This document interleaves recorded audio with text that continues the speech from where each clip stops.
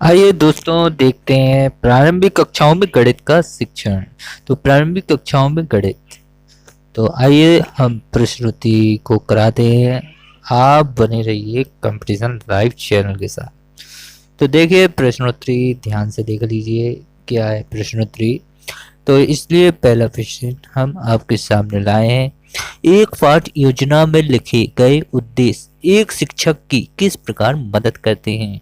तो इसका दूसरा विकल्प सही है। उद्देश्य बताते हैं कि शिक्षक एक पाठ पढ़ाने में किन लक्ष्यों को महत्व देते हैं, साथ ही उन लक्ष्यों की प्राप्ति हेतु सही गतिविधि चुनने में भी मदद करते हैं। तो आइए नेक्स्ट क्वेश्चन के साथ, इनमें से कौन सी गतिविधि शिक्षण को अर्थपूर्ण बनाने में मदद करती है। तो इसका पहला विकल्प सही हो जाएगा। बच्चों को सामग्री देकर उन्हें विभिन्न अमानक इकाइयों द्वारा मापने के लिए किया जाता है। तो आइए प्रश्न नंबर तीसरा। कक्षा के एक शिक्षक ने बच्चों को एक गुणा का सवाल हल करने के लिए दिया और उसके बाद उससे पूछा कि आपने ये कैसे किया, क्या इस सवाल को हल करने के लिए कोई और तरीका है। तो इसका राइट आंसर है हल करने के तरीकों में प्रभाव एवं संदर्भ के हिसाब से तार्किक सोच। तो इसका दूसरा आंसर सही हो जाएगा। आइए देखते हैं नेक्स्ट क्वेश्चन। कक्षा एक में शामिल जोड़ की उप अवधारणाओं और उप कौशलों को क्रम से लगाइए। तो इसका पहला पहले की तरह ही लगाएंगे। और आइए दूसरा देख लीजिए। दो समूह जोड़ने पर परिणाम के दोनों समूह से बड़ी संख्या का समूह के रूप में समझना, तीसरा हम इसी क्रम में लगाएंगे। तो ये चौथा वाला भी इसी क्रम में लगाया जाएगा। जोड़ करने को मात्राओं के समूह को मिलाने के रूप में समझना। तो आइए नेक्स्ट क्वेश्चन पे चलते हैं, आप इसी क्रम में लिख दीजिए। तो नेक्स्ट क्वेश्चन पे हम आ गए। कक्षा 2 की शिक्षिका। तो कक्षा 2 की शिक्षिका ने बच्चों की जोड़ियां बनाई।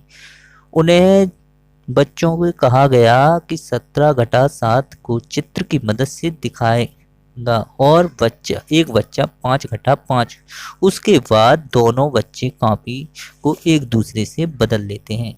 तो इसका जो राइट आंसर है वो तीसरा है, गणितीय संरचना या बातचीत का कौशल एवं दर्शन या निरूपण।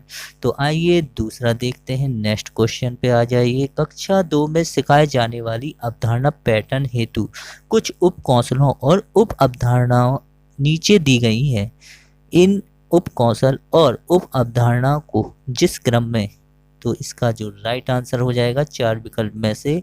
तो आप लगा लीजिए, इन्हें क्रम से लगाना है तो पहले पे क्रम आएगा और दूसरा वाला है बच्चे आकार और चित्र से बने पैटर्न बार बार दोहराने वाली इकाइयों को पहचान पाएंगे। इसको तीसरे क्रम में लगाना है। तो आप देख लीजिए, बच्चे आकार और चित्र से बने पैटर्न जो पैटर्न नहीं है उन्हें पहचान पाएंगे। बच्चे और चौथा वाला बच्चे संख्या में पैटर्न पहचान पाएंगे।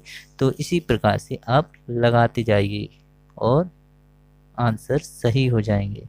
कक्षा 3 में शिक्षक ने देखा कि बहुत से बच्चे क्या है, कक्षा 3 में शिक्षक ने देखा कि बहुत से बच्चे गुणा के सवालों में गलती कर रहे हैं। तो इसको हमें क्या लगाना है, गतिविधि 2 और एवं गतिविधि 3 लगाना है।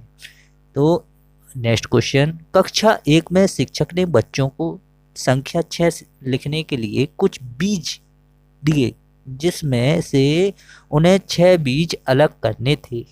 कुछ बिंदु बने हुए काट दिए। तो आइए इतना इसका आंसर हम आपको जल्दी से बता दे रहे हैं। तो इसका जो राइट आंसर होगा आप लोगों को बता दें। आइए इसका राइट आंसर होगा तीसरा वाला, ताकि बच्चे अलग अलग ठोस सामग्री की मदद से अवधारणा को समझ सकें। तो अब नेक्स्ट आ जाइए। ये सवाल दिया है, नवनीत के द्वारा दी गई एक गलती को देखें। एक शिक्षक के तौर पर आप क्या करेंगे। तो नवनीत को मान कर, मतलब इसका तीसरा हो जाएगा। आप देखते रहिए। कक्षा 1 में होने वाली निम्नलिखित गतिविधियों को पढ़िए। तो इसका जो राइट आंसर है दूसरा वाला है, बच्चों को कुछ चम्मच देने और हर एक चम्मच के साथ एक कटोरी में रखने को कहना। तो ये एक चम्मच के साथ कटोरी में रखने को कहना। आप आ जाइए नेक्स्ट क्वेश्चन पे। आप कौन सी कक्षा को पढ़ाते हैं? यदि आप किसी कक्षा को पढ़ाते हैं तो इस पर टिक कर दीजिए। अब देखिए यहाँ रिक्त स्थान भरने हेतु महत्वपूर्ण निर्देश।